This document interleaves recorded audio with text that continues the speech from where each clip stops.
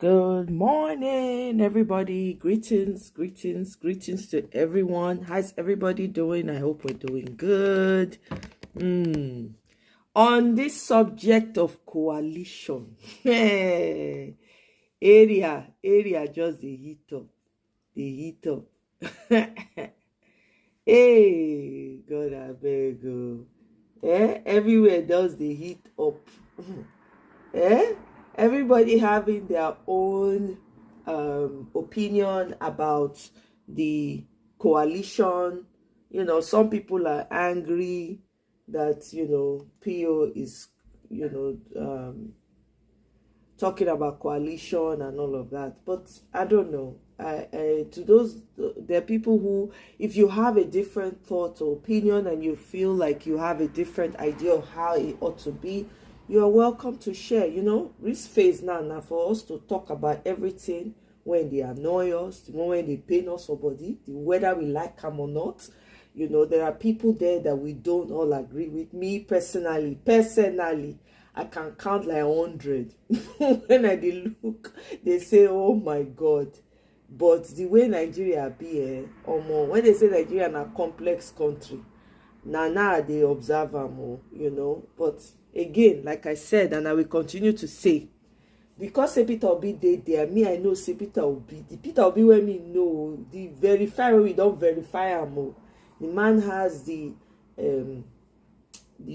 best interest of Nigerians at heart.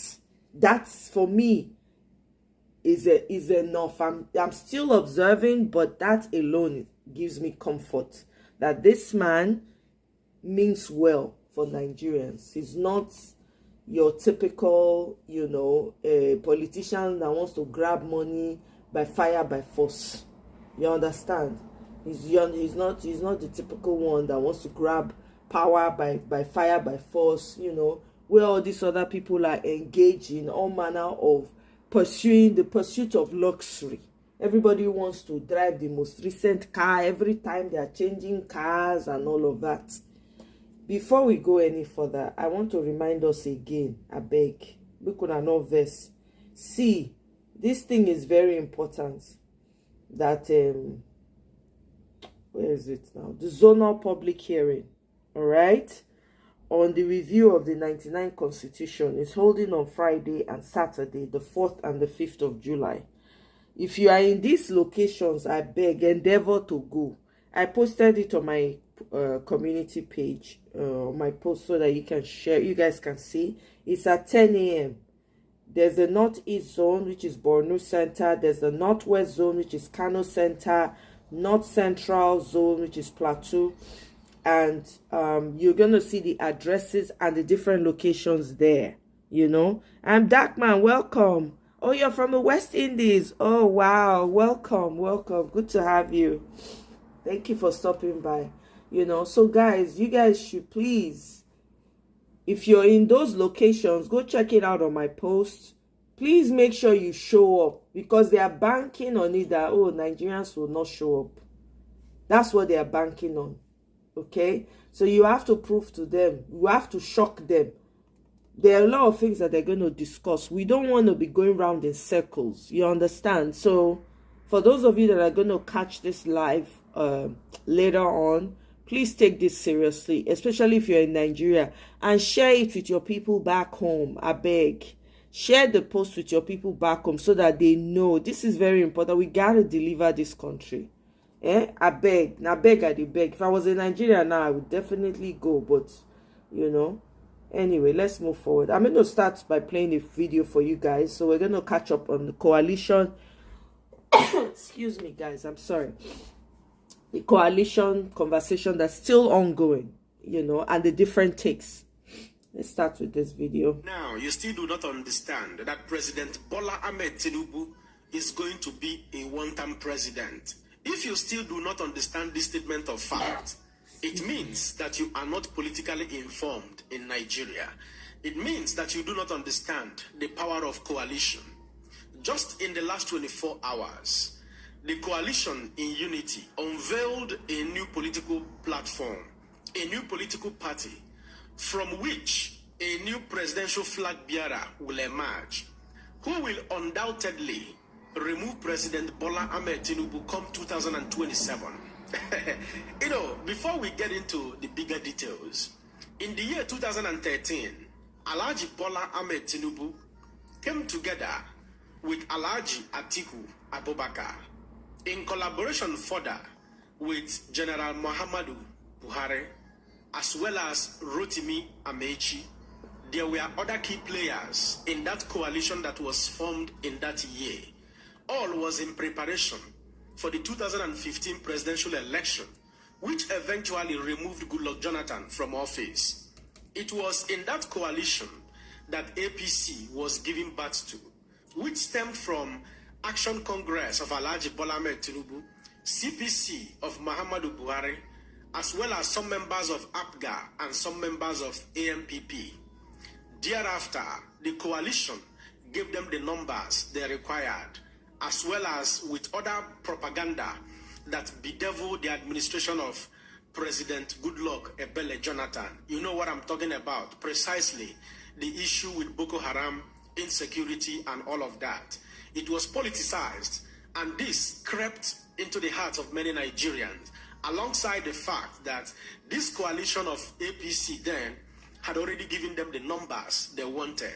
Eventually, Goodluck Jonathan was taken out of office. I can tell you, by 2027, history is about to repeat itself in Nigeria. APC command for road, APC don't come. You know get the APC don't come. APC command for road, APC don't come. We don't have the APC don't come. If you have already seen the video clips making rounds on the internet space, you will understand that at that coalition in unity, at that unveiling ceremony, that who is who, the big wigs in the political hemisphere of Nigeria, I can mention but a few. Alhaji Atiku Abubakar was there. El Rufai was there. David Mark was there. Ogbeni Raf Aregoshola was there. Ihedioha from the southeastern part of Nigeria was there. Peter Obi was there. Dino Melaye was there. Tambua was there. There are countless number of political bigwigs that made their presence to that very coalition, telling you that irrespective of their different political parties, they have decided to throw their differences together, to come together in order to salvage this country. I don't want to dwell on their individual portfolios and, track records and all of that. I may not agree with all their ideologies and all the things they have done in the past. But one thing is the mission. The mission is to save Nigeria from the calamity of APC. APC have governed Nigeria in the last 10 years. Buhari did 8 years. Tinubu has done 2 years already. And yet, the same story continued. In fact, Muhammadu Buhari plunged this country into economic turmoil, which Tinubu himself admitted that he inherited a dead horse, from President Muhammadu Buhari, and we are still in that quagmire up to today, because Tinubu claimed he prepared for 30 years, but he didn't prepare for governance. He only prepared on how to win the election, how to grab election, but never prepared on how to dish out the dividends of democracy to Nigerians at large. Hence, the need for this coalition to come together. Now, let me tell you, for those of you who do not know, if you study the statistics of the 2023 presidential election, Tinubu was announced the winner with about 8 million votes, Atiku with about 6.9 million votes, and P2B was announced with about 6.1 million votes, even with all the riggings, all the abracadabra. Now, imagine in this coalition what will happen when you bring together the numbers, of the grassroots supporters of Atiku and that of P2B, merge them together, you will see that not even INEC will be able to rig this election this time, because the numbers will be very much overwhelming. I've said it before and I'm saying it again. 2027 will mark the end of President Bola Ahmed Tinubu's regime or tenure as the President of the Federal Republic of Nigeria, because certainly this coalition possesses the force, the technicalities, the manpowers, the big wigs, the grassroots support that will ooze him out of office come that very year, God sparing our lives. Therefore, in conclusion, what is very pertinent at this very material time is who becomes the presidential flag bearer of this very new coalition under the platform of ADC, African Democratic Congress.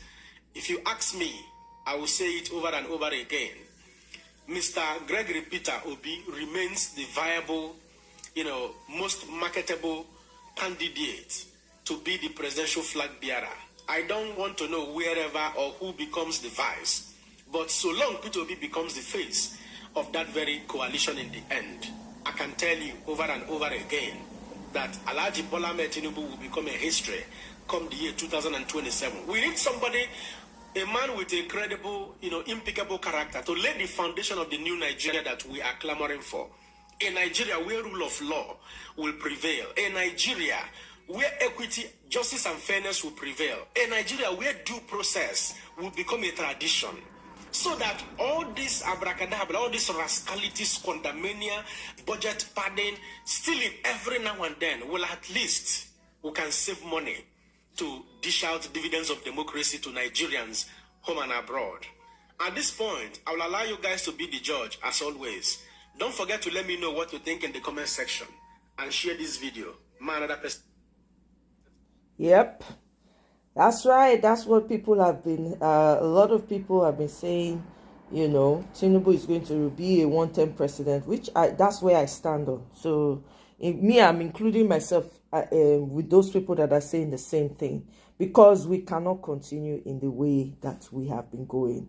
Nigerian politics is not a Owambe party. It is not for one group of people. It's not for one person. It's bigger than all of us. Okay, politicians will come and go, but Nigeria remains.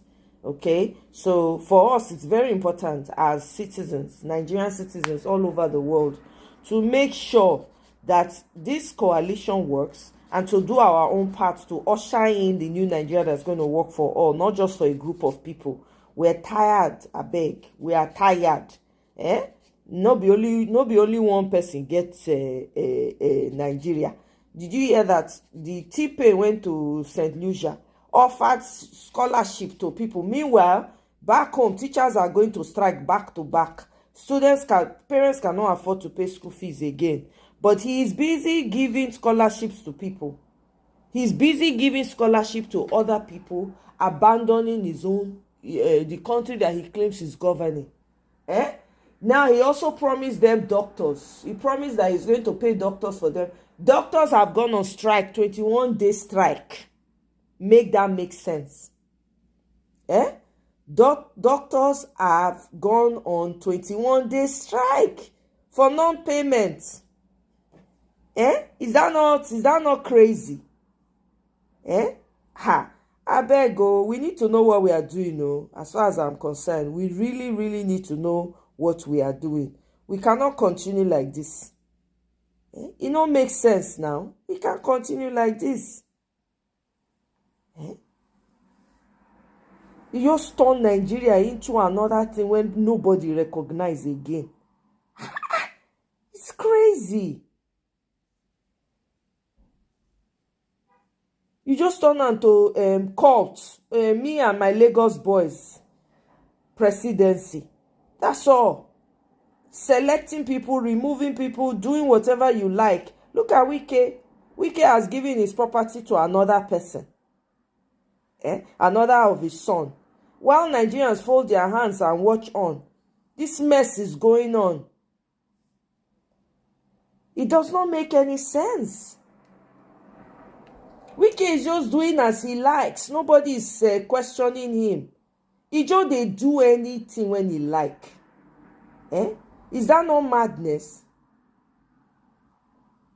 I've never seen a thing like this, so honestly, it doesn't make, to me, I wonder sometimes, like, these people, these so-called politicians, what goes through their minds when they want to do things? Do they even consider the lives of the people that they not rate anybody for Nigeria. They're not rate. Now, what they won't do, neither they do. They don't rate anybody. I never see this kind of thing before.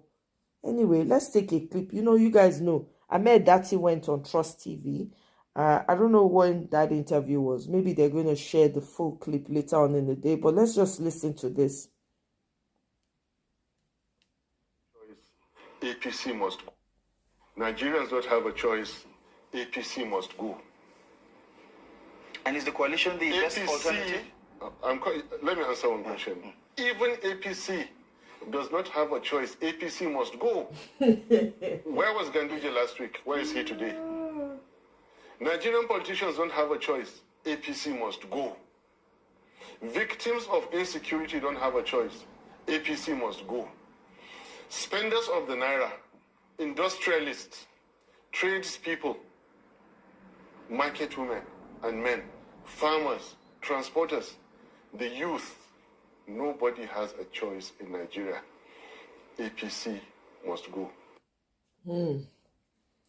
That's a fact though. APC, there's no way around it. It has to go. It's done a lot of damage to the people. A lot of damage. We can't continue to watch and we can't continue to see and watch this just go on like that. Meanwhile, this Dumebi Kachiko, it's not like I'm giving him any airspace, but I just want to touch on it really quickly. You guys know he's been going on I think he's an APC boy, absolutely, right? He's been making the rounds on national TV. They're giving him air value to talk and say all kinds of crap about the coalition. Guess what? Trust obedience now. They went dug his history up. Come to find out, right? He actually was nailed in the US for over $2.1 million fraud. This is from People's Gazette, not be me talking. All the people that Tinubu uses, they are all criminals. This one too, a criminal. Now make they hyperventilate all over the place. They talk against coalition. Here you are. This is it right here. So let's quickly make a quick detour and talk about electoral reforms, which is very important in Nigeria. Reform judicial. Now, Nigeria, National Assembly, Senate President Akpabio, Speaker Tajuddin Abbas. So National Assembly won't do public hearing for constitutional review, electoral reform, judicial, all of those ones where I post yesterday. And they do them like say that they cover them up like saying a witchcraft meeting nights they won't hold. They don't even want make people know the venue. They go choose venue where we say it go small so that you know go even carry capacity. They package the thing like saying a cult meeting, like saying a witchcraft meeting. Neither they go hold. We could know. We sabi say una no one even do them before. And even the one we una they do, now to fulfill all righteousness. No be say una really mean and say una want do free and fair election or electoral reform. But the thing we una no be say 2027, Nigerians are ready to fight for our own destiny. Anyhow, we una the package and una the waka krukere movement. Chairman, Senate Committee on INEC, Senator Simon Bakola Long. You were former DG Tinubu campaign 2023. They removed the former chairman who been there, Sharafadin Abiodun Ali, replace you with them. And una still they try to do, in fact, all this one we una they do is even waste of time. You see this Senate hearing where una they do so. If you like, do it inside a coven, a witchcraft coven. If you like, hold it in the anus of a scorpion or in the shell of a tortoise. If you like, hold it for rabbit hole. Or you can even go to the Titanic wreckage for sea to go hold them. Anywhere you want hold them, we go meet una there. I know we go get house. Then we go sleep for the venue. And in fact, even if we decide not to do the public hearing, 2027, it is rig and die. That criminality where Mahmoud and his gang of electoral bandits, they do 2023. 2027, we are fighting for our own life and survival. So, Senate President, House Speaker, Senators, committee members, if I want to do hearing, may una do. If I don't want to make una no do. Nigerians, with the months they wait for una 2027, we must end this reign of terror. Because this country, not before only una, not before politicians, make more than 200 million people see their own life to live. If you like, hold them. If you like, no hold them. We go come. We not get work. Now we be our work. My name is Peter for Nigeria. Go and hold it in the coven because we not be winch. We not be winch. That relates to the, yes, guys, if you are there, I already shared it on my post. Go check it out. Find out if that location is close to you. I beg. Mokuna go visit. Meanwhile, I don't know whether I know it happen for Ogoni. Ogoni people confront police officers. They are top officers over lack of arrests for the continuous unalivings by Fulani headsmen in their community. I'm going to let you guys listen to the video, okay? What happened to people? Why can't you arrest those that are killing our people? Why is it that ever since Okolis has been killed, nobody, police have not made any arrest? There has been no arrest, nobody has been arrested. We should go and dialogue with our killers, and we should go and engage our killers. Why the people that killed us are living peacefully? And you know to go and engage. Sir, at this point, you're not being realistic. I won't say more than that. I will deliver their message to the Commissioner of Police. But my SU want to chip in 1 or 2 words too. A call for justice and protection of Ogoniland. We, the concerned citizens of Ogoniland, are compelled to raise our voice against the growing wave of violence and insecurity perpetrated by Fulani herdsmen within our communities. The recent attack in Yokuru, Ebubu, Sogo, Weke, which have resulted in the tragic loss of our innocent lives, has pushed our collective patience to its limit. This act of aggression is unacceptable or are unacceptable. We have endured enough. Immediately, we demand the immediate, unconditional departure of all Fulani herdsmen from Ogoniland. Yes, that continual presence pose a grave threat to the peace and security of our people. Should this be ignored? Repeat. Should this be ignored? No. And I repeat again. Should this be ignored? No. We will be left with no choice. We will be left with no option but to defend ourselves. Yes. It will be clearly stated. Any further attack on the lands of the Ogoni people will no longer be reported to the Nigerian police and the security agencies. Yes. The people of Ogoni will resort to self-help and self-defense. Yes. It's not like the CP is avoiding you. He feels your pains. You understand? But the issue is that CP has been making frantic effort to make sure that all these problems are nipped on the bud. Lies. One, there are these herdsmen, farmers, and the stakeholders town hall meeting going on in Okehi, Andoni, Axis, and so many other local government. They are going around local government by local government. And they do this in conjunction with various sole administrators of those particular LGAs. So these are steps CP has taken in resolving some of these crises. Perhaps they might not have reached around the Ogoni axis. But if not for the fact that the area commander is now on leave, area commander Buri, maybe you people wouldn't have been here. He would have addressed this issue. And we are making all effort to ensure that we arrest these perpetrators.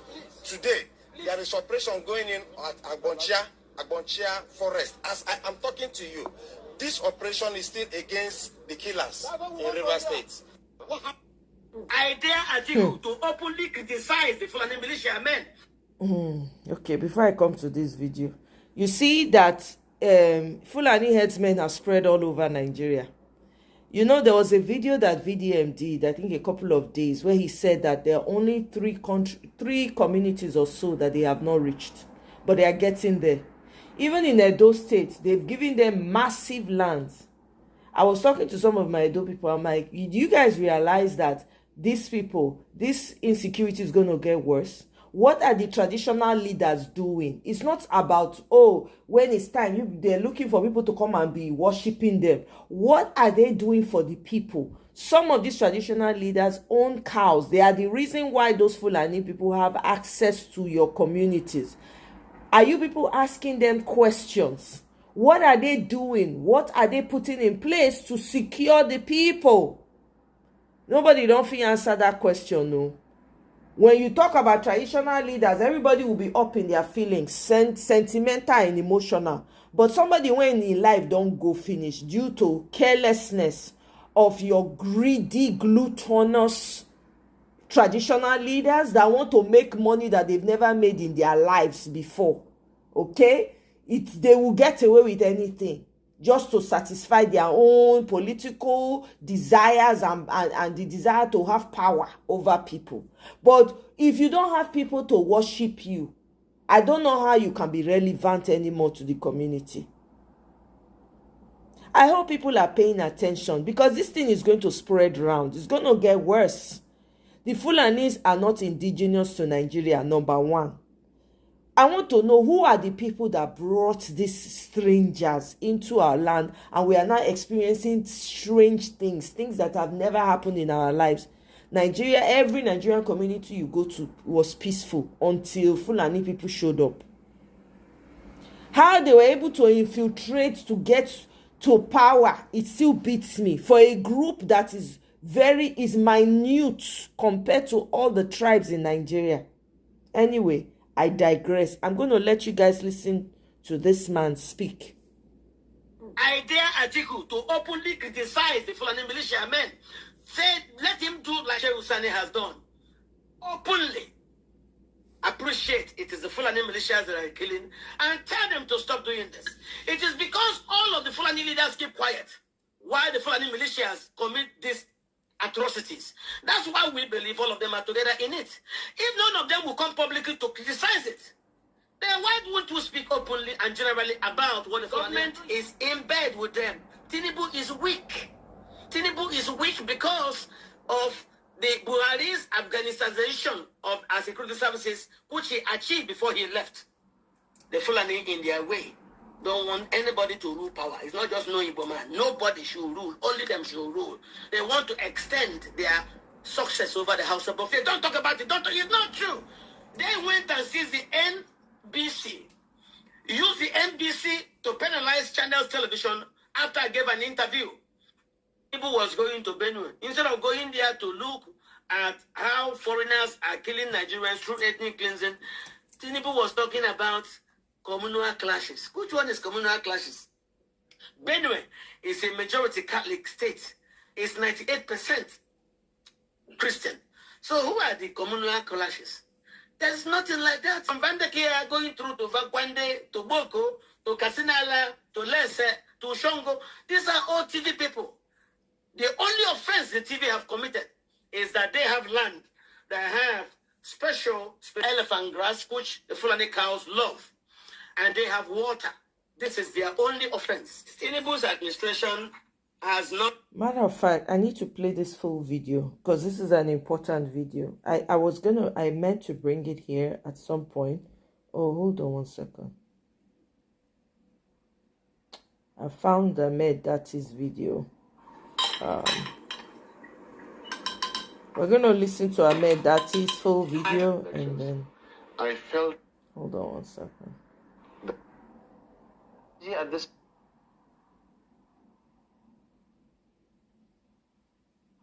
He came back to contest 20. Goudia Solomon, Mustafa...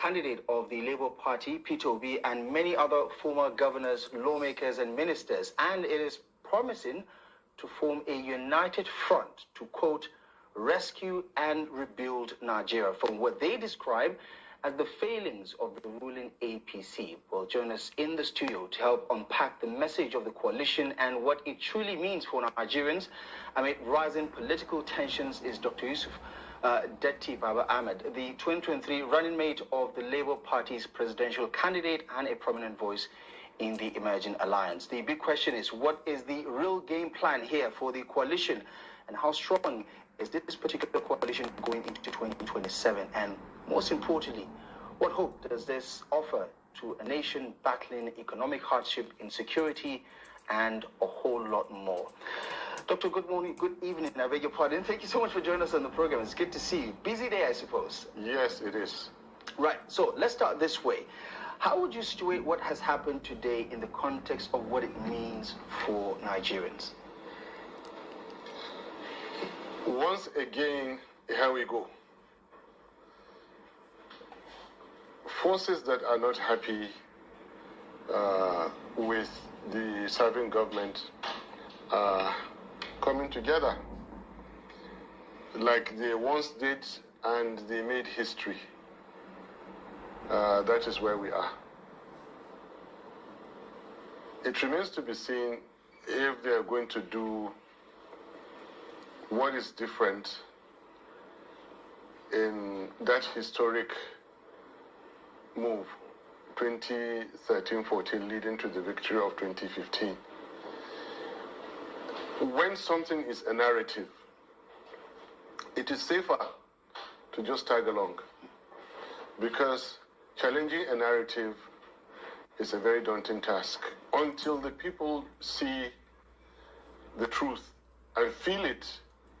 They won't be able to understand anything you're saying about a narrative. The narrative is that you must come together to defeat, that everybody must come together to defeat Tinubu. By which law? Which law says that? Which principle says that? It's not true. However, coming together is good. Why I told you it's not true? Just in 2023, in the presence of APC, when they even had a sitting government, and PDP, Labour Party defeated both without a coalition. So that narrative that you all have to come together in order to defeat Tinubu, oh, it's not true, you can't defeat. However, I'm still saying, don't get me wrong, it is good to come together. I'm in support of coming together. As a Muslim, I'm telling you that coming together is encouraged. It's Islamic. I would think it's the same thing in Christianity. People must come together for a common, honorable cause. That cause must be honorable. It must be in the interest of our dear country. Having said that, it is possible to defeat Tinubu with or without a coalition, but a coalition is good. It is safer to have that coalition.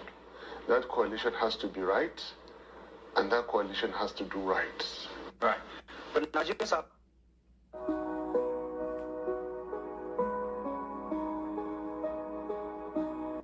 And that coalition has to do right. Right. But Nigerians are questioning and interrogating this quote-unquote honorable cause that is bringing this coalition together. The president called it a gang-up. The APC has dismissed it as a political threat. And now we're hearing from dissenting voices within the ADC that this is a hostile takeover that didn't have like the full buy-in of all the stakeholders within the ADC. Give us some of an understanding of the parameters of this honorable cause that you're talking about, rescuing Nigeria, rebuilding Nigeria. For some people, this is just campaign rhetoric all over again. You're right. Ambitions must be suppressed. And the real things that defeat a serving government, we are kind of yet to see it. What are those things? You must have consistent, unrelenting opposition to a serving government. Just look, how many weeks ago was the Benue killings, followed by the Kebbi one, followed by the Plateau ones. This is after many have happened in the last 2 years. In the same way that someone is promoting the coalition and individually people are silently promoting their careers, who is jabbing the Tinubu junta about his misgovernance? Exactly. They are leaving it. Yes. Was that deliberate? It's very deliberate. Well, remember, you're bringing me to something I don't want to. I still say that the Tinubu administration is questionably constitutional. Because if you read the constitution, his government is not consistent with the Nigerian constitution. But because of respect for the rule of law, I just have to recognize there is somebody who is operating as the president of Nigeria. He didn't win the elections. He didn't. Not according to the law, at least. No, according to the constitution, they are still not consistent with the Nigerian. You must have credible certificates. Does your president have a certificate? Exactly. Is it legit? Is it legit? I would say that constitutionally, according to the rules, he has the mandate. Well, that's why I said hunter. That's why I call it a hunter. And I respect the law. I respect the Supreme Court and their judgments and all the things that follow. But you brought us back to there. I call it a hunter because of how they took over the Nigerian, how they captured the Nigerian state. It was captured. They didn't win the election. Yep. I keep telling you people that you don't even have to win elections to be a president or to be a head of state, by whatever name it goes. If you're forgetting simple things and mixing up names, you need to know the elephant trick. It brought my memory. To be a president or to be a head of state, by whatever name it goes. 9 out of 16 Nigerian leaders did not buy INEC forms. I said it before. Yep. So it doesn't matter if Tinubu rigged or if his government is not consistent with the Nigerian constitution, which I still repeat is not consistent. Do you understand? You don't have to buy INEC form. You don't even have to contest to be, because throughout Nigerian history, 9 out of 16 didn't even buy the forms, not to talk of. And yet they served 9 years, 8 years, 5 years, 2 years, 6 months, 10 months. Let's come back to what you're saying. Yeah, about the honorable cause, because people are questioning this strange coalition of people who, politically speaking, are not necessarily aligned, so to say. Yeah, you couldn't be more correct by saying that they are strange. I'm very, very happy to see Nasir El-Rufai once again recognizing his our leader Atiku Abubakar, and giving him the due respect and all that. So it's strange. You know what people can do for power. Exactly. It's unbelievable what people can do for power. They can come back and eat what they said. They can trace back their tracks. They can do anything. Exactly. Strange bedfellows, yes, are coming. Strange. The fact that a coalition happened before and they defeated the government may be the exact reasons why it may not succeed now. Why? People are underestimating the Tinubu. Exactly. Hey. Nigerian military rulers have not done what Tinubu has done. Nigerian military rulers respected the constitution. He has no regard whatsoever for the Nigerian constitution. Nigerian constitution is his own. From councillor to president, this is an individual who has appointed and disappointed, installed and removed, all the way, never mind CJN, chiefs, ministers, and all those. Nobody has done that in Nigerian history. Just to let you know how people are underestimating how powerful this individual is, and they think with kid gloves they can come and remove him from power. No, it needs to be a lot more than that. Look, what we used to call Democracy Day, this man didn't like it. The democracy that we're enjoying today, move it from this day to that day.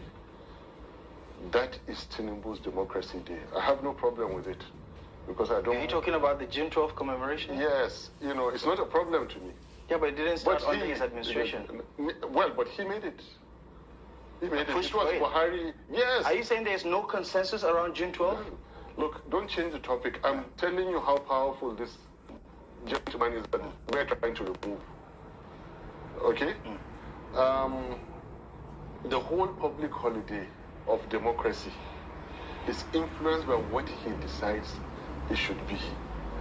I am telling you how strong, how powerful this man is. He has appointed and disappointed all through the ranks. $7 for 9 tablets of 100 milligrams generic Viagra from Friday Plans. I didn't believe it at first. Appointed and disappointed all through the ranks. The Constitution is what he decides is. The law has to be interpreted his own way. This language that we're speaking, you and I, English, it is his own meaning, not your meaning or my own meaning that we take. So any coalition that is coming together have to realize how powerful this individual called Tinubu is. Somebody who schemed for 16 years to take it one day. He has done what nobody has done. And I don't see among our own coalition now somebody who is able to plan for and scheme for 16 years. With due respect to Atiku consistently contests. All the last 6, this will be the 7th one, without let or hindrance. Tell me who from across the divide would stand up and say that it must be that other individual across the, that must be the president, and I'll take over from him after 8 years. I'm here to see that person. Others are also interested in their own candidacy, in their own presidency. But what did Tinubu do? He became interested in Buhari, as unreliable as Buhari is, became interested in Buhari, and that after Buhari, he will take over. He remained focused for that length of painful 16 years, and he took it by force in 2023. Right. Like I said, skipped, he gave Atiku in 07, Ribadu 11, Buhari in 15. Buhari won despite all the promises that, he skipped 19 again. Tell me among all these other politicians who is that patient, strong, focused, determined. And I'm not praising him again. It sounds like a compliment, Doctor. No, it's not. He did all that to go and steal 2023 because he didn't win the elections. It's not a compliment. I'm telling you, and I want you to understand me in context, that to defeat this phenomena called Tinubu, you must do the unthinkable. You must do the near impossible. If we think if this coalition, which I recognize, thinks is going to do business as usual, it may not work. It has to be less about ambition of individuals and more about Nigeria. It has to be more about real action and less about words. Because talk is cheap. Yeah. Talk is easy. Anybody can stand up and say whatever they read online, what they had somebody say, regurgitate it. And how many people can walk the talk? Wow. How many people can suppress their ambition in the interest of Nigeria? That is where the problem is. Right. Now, there are structural issues with this coalition. When in 2013, 14, 15, they already had an outlier. You know the definition of an outlier? High observation in a data set. In the name of Buhari, who had cried to the world that he will not contest again. How they convinced him to come, and it's a subject for another sitting, And he came back to contest 20. So I told the girl, I said, well, do me a favor, put the money in the bag. Wow. And it's a subject for another sitting, And he came back to contest 2015. And all the other candidates willingly succumbed and succeed. Now, it remains to be seen if one of the leading candidates will win the nomination in this alliance. Will the others religiously follow like it happened? That's a question mark. Right. It remains to be seen. Then, we don't have a Buhari in the coalition. That kind of figure who had commanded 12 million votes in 3 consecutive elections. Atiku is not exactly in that mold. Then you don't have a Tinubu that is focused, resourced, and consistent in his own ambition that is far away. He has the foresight to see 2023, that's what he wanted. You see, if there are two people, every morning you use your sword, it becomes blunt. Every morning I go and sharpen mine and sharpen mine and sharpen mine and I keep it. One day when the time matters, when we come, you swing, yours falls, I swing, mine cuts. We lack those structural defects which have to be immediately attended to in this coalition. The fact that something happened before against that master schema, coalition is his game. He knows it.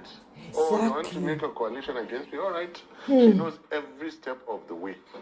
How to defeat him, yes, is there. Come together. Let me repeat. I believe in coalition. I believe in coming together. And I'm in support of this coalition in the same way that, look, I still believe Labour Party still remains a good platform. Right. Yes. So just to be categorical, and correct me if I'm wrong, I almost get the sense that you're trying to say that this coalition is doomed to fail. No. You're saying you don't have all the pieces, you don't have a Tinubu, you don't have a Buhari, Atiku is good but not good enough. No. The coalition, I am saying specifically what must be put in place for the coalition to succeed. Sounds to me like you have all the pieces. Atiku Abubakar, Peter Obi, all the former bigwigs in the APC, the PDP, among the three of them, all the outliers. Among the three of them, who has ever stepped back to say that I'm in support of another? Isn't it early days? No. It was early, way back in 2007, when Tinubu played politics with Atiku to say, come and take ACN and contest. It was that early. Now I think you're starting to get my message. You need to really, really plan and hold on to that plan and maintain focus of your plan. You don't come haphazard and say you're going to defeat someone who is a planner. You don't see a strategy at this point? I'm not criticizing, I'm not going against the coalition. It is not there yet. And you do business as usual against a sitting government like Tinubu, you won't win. Wow. You need to do actually what we call think outside the box to achieve an impossible feat. You truly need an impossible strategy. You need to do the unthinkable. Yeah. Because if you bring out who they are seeing Atiku, they know how to work against Atiku. They know what his problem is. And he's welcome to win. If he wins, we'll support him to that. You need that candidate whom they can't understand. They don't know where to catch. They don't know. That is how. And do you think the coalition right now has that piece? The coalition is full of options. The coalition is full of resources, but the downside, the coalition is also too full of ambition. Yes. The ambitions have to be reduced. Yes. They have to be managed carefully. There's no, unlike when you had a default leader in 2015 in the name of Buhari, this time around there shouldn't be a default leader. You know? That it must be Mr. A, Mr. B, or Mr. C. It shouldn't be like that. Because Buhari was coming to challenge the then President Jonathan, whose tenure was seen as it should be from the north. And you know that rotation in Nigeria is like a religion. It's more powerful, it's as powerful as what the Constitution provides. So it was very, very easy for the Tinubus and the Amechis and all those from the south to come together. But now again, you are facing the same thing. If you recall, during my 2023 elections campaign, I was saying that in 2018 primaries for 2019 elections, I felt honored that there were people from the so-called, we call it South and North, there were people from the south of Nigeria who were resourced, experienced, and had everything it took to contest, but they decided not to contest. I felt honored that I live in a true federation that we have mutual respect for each other. And so when it came to 2023, I decided not to contest, even though I contested 2019. I decided not to. Now, but when you have consistent ambition from 2007, all the way to 2023. Somebody who pulls back and is able to say, no, this is not my time. This is not our time. I'm going to support somebody else. You don't think that kind of conversation is already happening in the coalition? Because, tell you what, there's one group of people that will be happy with your analysis about what may go wrong. And that's the APC, because they're quite dismissive of the potential of this coalition actually, coming up with an upset in 2027. Because they believe the coalition will be unable to answer the question around zoning. And they also believe that some of the key figures driving the coalition are too ambitious to step down for one another. Now, don't take anything APC says. This is just my point of view. What didn't they promise you and nothing happened? There is nothing that they won't say, because right now they are bro-beaten. They are just waiting to go. Look, anybody can defeat APC. You don't think the APC is stronger now than the one you faced in 2023? No. Look at how they're growing in size. That is not growth. I think you're looking at the wrong signals. That's not growth. This is commercial growth. Commercial defections, and all sorts of, underhand tactics to bring people. Real defections have taken place at the polling units. Don't you know that?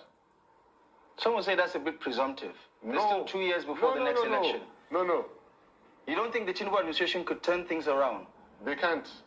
Not just the Tinubu administration. APC's time is over. They are only in government. I agree. But their time is over. PDP was able to manage 16 years. And in relative terms, they are saints compared to APC. The money that was stolen under was a joke compared to... It's like corruption started all over again in Nigeria when Buhari was sworn in. Buhari's government was sworn in. It started all over. It's like insecurity took a whole new meaning when they began to eye 2015 elections. Wow. Interesting. Wow. So don't take what they are telling you, real democracy is at the polling units. The real politics is with a political party that is able to put together the people that will get you those votes, escort the votes all the way to the declaration center, and ensure that nothing happens except the true votes of the people. That's real democracy. When votes are stolen along the way, when the Constitution is violated along the way, it fails to be democracy. Right. Yeah. And Doctor, the big question is for some people who are trying to interrogate the issues, go beyond the headlines, the political rhetoric. They're saying that the coalition is working overtime to give Nigerians something to vote against, which is Tinubu and the APC, but they're not giving Nigerians something to vote for in the coalition. We're not hearing of a plan. What are they going to do differently from the Tinubu administration? How is life going to be affordable for Nigerians? Now you're coming to my point of view. All the points that I have made before now is to awaken the coalition. I'm with you. I agree. I support. However, I need to see us correct the things that I have mentioned before now. Do you get the point now? That's why I took step by step to mention to you what we have in the coalition and what we don't have in the coalition. And that's why I try to deconstruct the Tinubu phenomena, understanding for what he is, so that when you're going to defeat him. But as far as APC is concerned, APC have nothing to show Nigerians except brute force, fraud, and abuse of power, misuse of Nigerian institutions, the security, INEC. It's very difficult to say, but I'm sorry to say the judicial system.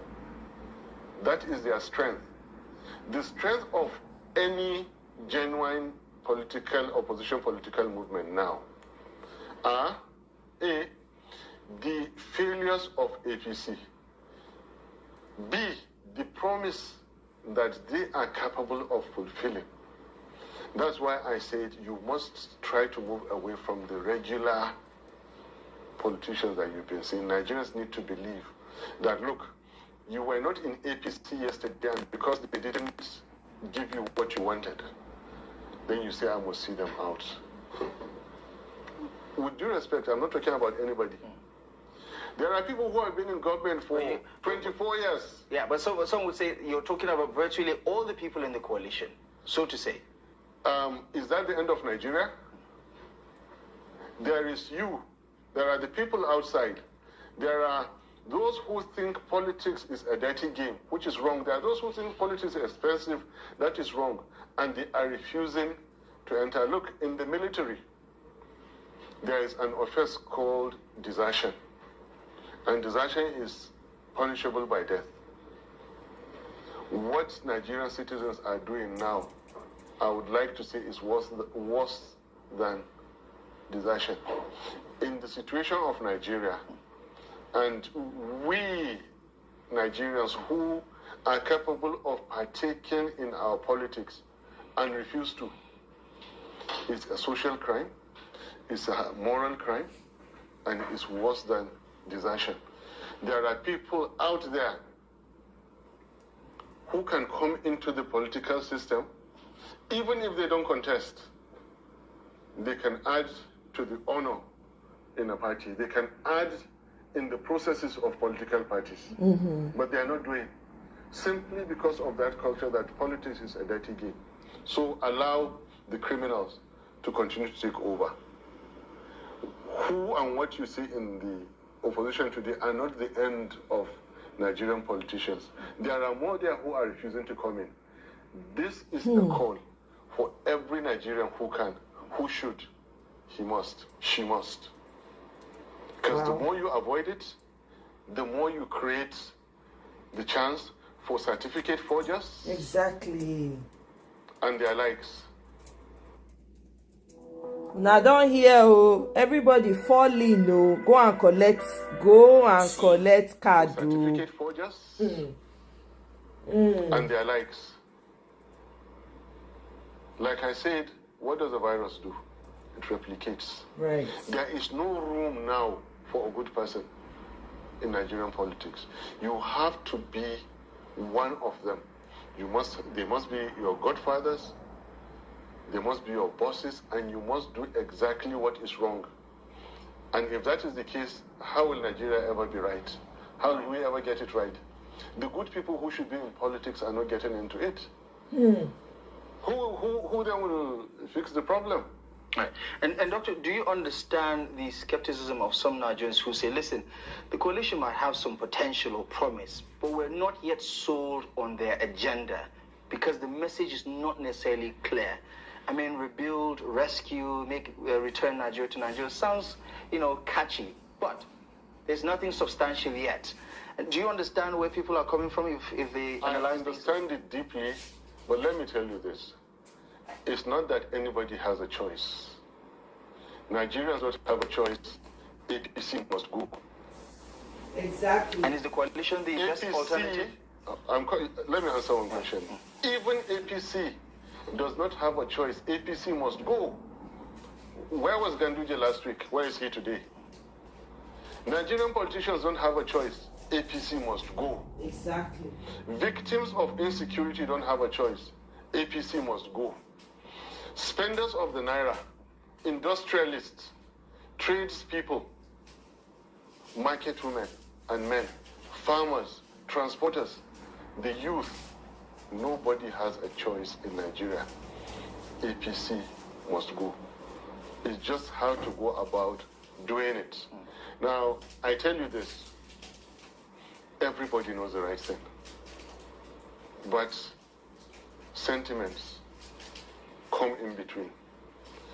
You see, from wiping out insecurity, flushing out the forests, okay, making Nigeria more secure, to improving our economy, providing infrastructure. All these are simple tasks. Very, very simple tasks. Do you know what the difficult task is? Saying the truth. People to say the truth to themselves and to authority. That's where the problem is.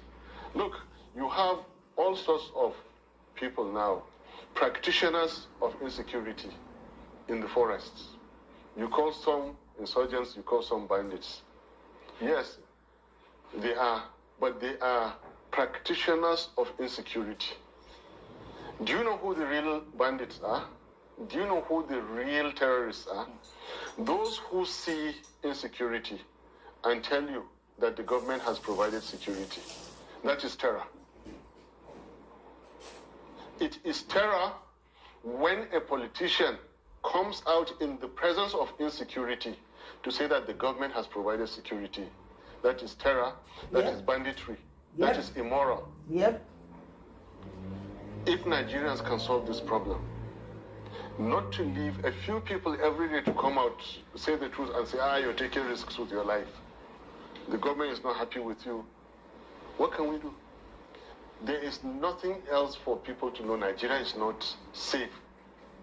APC did not perform from Buhari to this Tinubu.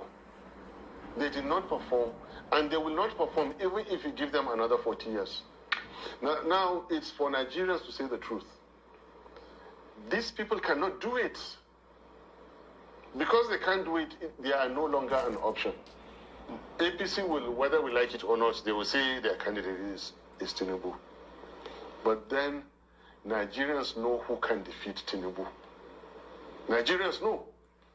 The politicians in ADC, in the coalition movement, I swear to God they know deep down inside them. Yes. Do you know who the person is? I don't know.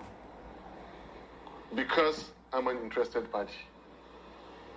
That I'm directly interested. I want to go out on a limb here. Yes. Permit me to go out on a limb, because a lot of people would really love to hit the nail on the head, or love for you to hit the nail on the head. Yes. Is that person Peter Obi? Peter Obi is an excellent material to lead Nigeria. He's an excellent, in the same way that Atiku can be an excellent, in the same way. But is he the one you're alluding to? We're in a coalition. If we're talking about Labour Party, pointedly I'll tell you yes. Right. Pointedly. But in the context of the coalition, I see what he's trying to do. Surpass my party and usurp their powers. Please. But you're going to champion for somebody, isn't it? Look, can you just allow me to finish my point? Nigerian politicians are not entirely that bad.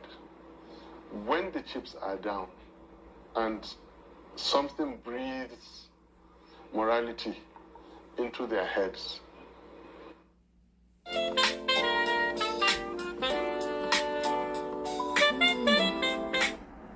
morality into their heads, one day maybe in the grounds of primaries, they will be able to say, despite the dollars that are being shared around, and out of all these candidates, we have now been inspired. We're going for the right candidate. There are right candidates. Look, there are good people in Nigeria. There are people who can develop Nigeria. There are people who can sort our problems out immediately. But the process does not allow them. To be a candidate is horrendous. It's expensive. It takes you the energy and morality of a lifetime to become a candidate. By the time you finish becoming a president, they have scraped away all love, all mercies in your heart. I beg to answer what happened to Buhari, the Buhari that we used to know in 2002. Having gone through the process, 3 elections, and then the 4th one. By the time he got there, it was business as usual. Bribes were taken, bribes were given to people you never expect. Once that is done, that is the end of it. All right. Okay. But let me repeat now. There are good Nigerians who are capable of solving our problems.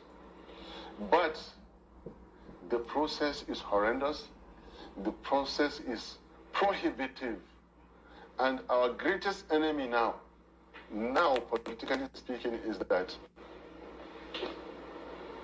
we have terrorists and bandits. Not the ones in the forests. The ones who look you in the face and tell you that the government has provided security. That is terror. Right. The people who look at you and go and read out speeches that the economy of Nigeria has improved. That is banditry, for God's sake. I mean, Dr. And in the presence of these things, you cannot get those good Nigerians to come out and lead.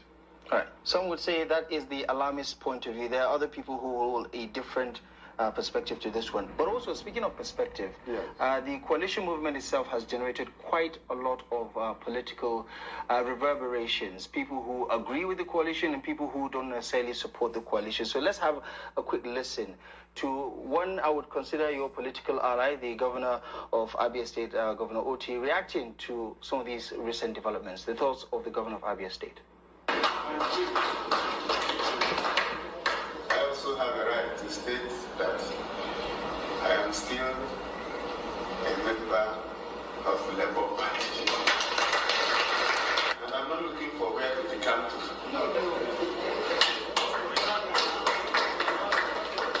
The second point is about coalition. And a lot of people have been asking, are you a member of the coalition? And my response is, have you seen my name? Have you seen me attend any coalition meeting? So we're just busy doing the work that other people have given us. So we're not attending any coalition meeting. I've not attended one. Nobody has invited me. So I know some members of the council have also asked just for information. And my response is that I've not attended any. Nobody has invited me. And I'm happy where I am. Yeah, we had issues. A lot of people had. You wake, if you don't have issues, then you are gone, you're dead. So you wake up and there is one problem or the other. You solve the problem. And you don't run away from a problem and pretend to have solved it. So we done. When we had that problem, we fought all the way to Supreme Court and retrieved our party from the Supreme Court. So I believe that a few issues that remain will be resolved very soon. All right, the thoughts of Abia State Governor Alex Oti there, talking about his commitment to fixing the rot or the challenges within the Labour Party amidst all of these talks of coalition. And of course, as you do know, Peter Obi has, shown his support for the Labour Party. His running mate, who's our guest tonight, has also lent his support for the coalition. Brings me to the question, are you still a member of the Labour Party? Did you hear the highlights of the meetings of yesterday? And that's why you're getting it wrong. Which of the meetings? There was a meeting yesterday in which, clearly the highlights, the communique after that you're talking about the PDP stakeholders? No. There was a coalition meeting yesterday in which, please find the text. It said clearly that members of the legacy parties, Labour Party was mentioned, will remain in their parties until their elections hold. 9 tablets of 100 milligram generic Viagra for $7 from Friday Plans? Honestly. Until their elections hold. Now, people are making it mutually exclusive as at now, that you either belong to coalition, who today adopted ADC, or you belong to your political party. That is wrong. You are at liberty to be associating with the coalition movement. It's unethical. No. you're wrong. Belonging to two political parties at the same point in time is wrong. But you are relating with a coalition to remove a dragon like APC. You are relating with, because even Labour Party can come as a party and relate with the coalition. So what is wrong if individuals of that party go to meet and discuss? You don't think it's anti-party, let me finish. It's not anti-party. Look, if it was possible, we would have come all together from the top to the bottom of Labour Party, Peter Obi, myself, and everyone else, to say, look, what does the, let's relate with the coalition movement. But the Labour Party in its own right now is not minded to do that. And that is why sons of Labour Party are doing. We have not resigned from Labour Party. I have not resigned. Peter Obi has not resigned from Labour Party. Sounds to me like you're serving two different masters. No. Because there's no more coalition. There's only ADC and other political parties. No, you're getting it wrong. You're getting it wrong. But you just adopted the African Democratic Congress. The coalition movement today adopted ADC as the platform for 2027. Is that clear? Yeah, that's very obvious. And in yesterday's meeting too, it says the legacy parties, which you need to update yourself. Get the text of that and please read it here in the news.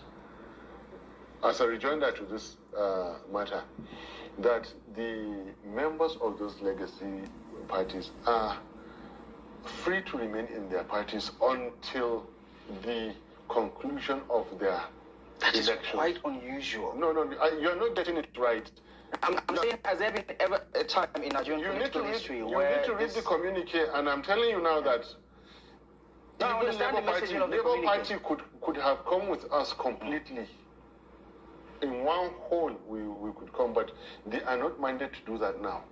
They prefer to stay as Labour Party, and that's why sons of Labour Party came to the coalition individually. So one leg in Labour Party, one leg in the coalition? Wrong. You are just adopting...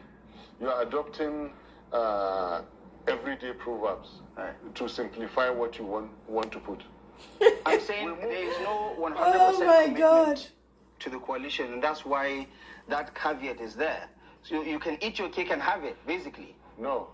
There is a coalition movement today which has adopted ADC, and legacy people are coming from all walks, including APC.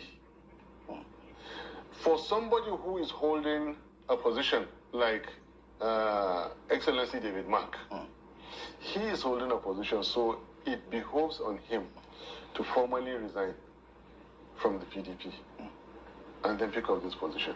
Others who are not picking up positions in the coalition movement that has adopted this party, ADC, the arrangements within ADC and within coalitions recognizes their rights for what I've just mentioned to you now. Right. But in any case, you see, party issues will continue to be giving you the kind of chance to say one leg in, one leg out, or anything like that. I always prefer to deal in governance issues.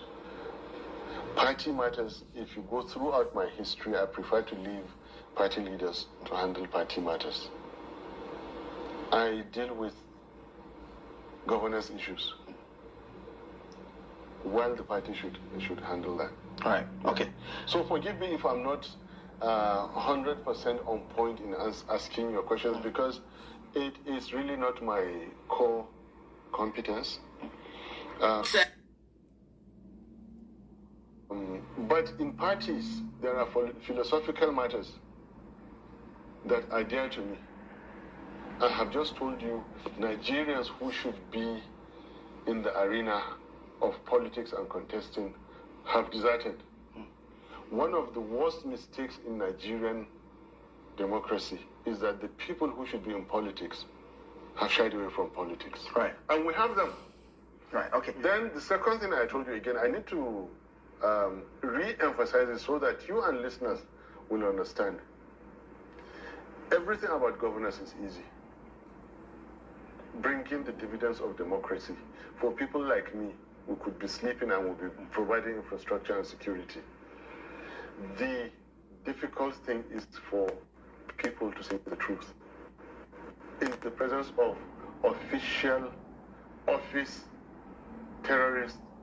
So I finally got my claim for my car accident. I'm a little bummed. Really? The only Office terrorists and bandits. I mean, don't you find that language extreme, Dr. Ahmed? Thank you very much. We're in an extreme situation. Exactly. Are you forgetting that? Exactly. Yeah, but the color commentary doesn't help. Because they haven't come to your door, journalists. 200 people were killed in Benue. How many more were killed in Kebbi? How many were killed in Plateau? Is this not an extreme situation? Exactly. Yeah, but calling the people in government bandits and terrorists. You are putting words in my mouth, and that is not fair.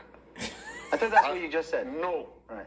I told you that those in the forest are terror practitioners and bandit practitioners.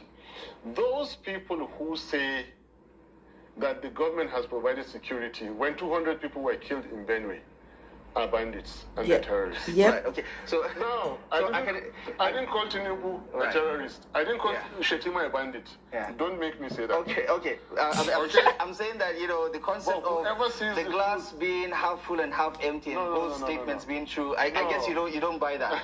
Well, just on a final point, because we're running out of time, the APC appears to have a lot more options to play with right now. Recently, the national chairman just resigned, and over the past couple of weeks, the debate around the VP slot has been amplified. Case in point, what happened in Gombe just a couple of weeks ago when the Northeast zonal meeting of stakeholders was supposed to, throw its weight behind Siwaju Bola Ahmed Tinubu as the candidate. Take me through how that amplifies the Herculean nature of the task ahead for the coalition, that the president could potentially decide to, change things up with his ticket, or even, decide to... Put your question straight. Yeah, so the APC has a lot more options now. Just put your question. Going into 2027. Put your question. The president could decide to, append whatever the coalition is doing by going with a Northern Christian, for instance. Well, that's his prerogative, but... anybody who knows what Tinubu's friend did will not even keep him not to talk, will not allow him come this far not to talk of nominating for another round of elections. I really don't blame Tinubu if he is thinking that way. I can understand why he's thinking that way. And I won't blame anybody who knows Shetima and what Shetima did and does. What that is, I can't tell you on TV because the airwaves cannot carry it. The airwaves cannot carry it. You know something? I know something. And I'm saying it on TV. I know something. Nobody will know what happened and continue to move with such a person. Right. So I don't blame Tinubu. Quite frankly, and let me make it clear to you. Let me say it now again. As an individual, I like Tinubu. I like Lagosians because of their struggle for life, their everything. I lived in Lagos. I was a Lagos boy. I like Tinubu as an individual. I call him Uncle. As far as Nigerian politics are concerned and governance is concerned, I dislike Tinubu. But truth be said, nobody will know what really transpired, which I cannot say. You just try to say that I call them bandits and terrorists. I don't do that. Something happened. Nobody will know that kind of thing and continue to move with such a person.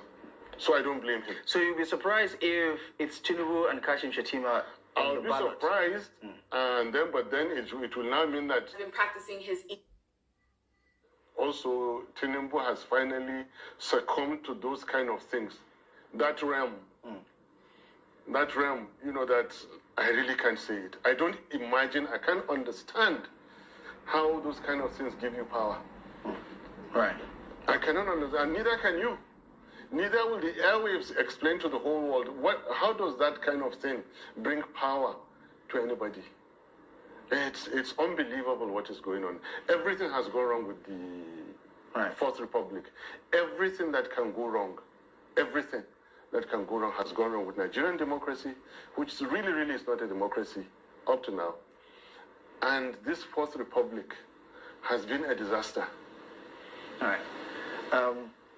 Unfortunately, we're going to have to anchor the conversation here. I'm not sure the analysis has left Nigerians with more answers than questions, but again, that is Nigerian politics for you, Dr. Yusuf Detiba. Thank you so much for joining us on the program. I'm sorry, this is the best I could do. Right, exactly. Maybe we'll...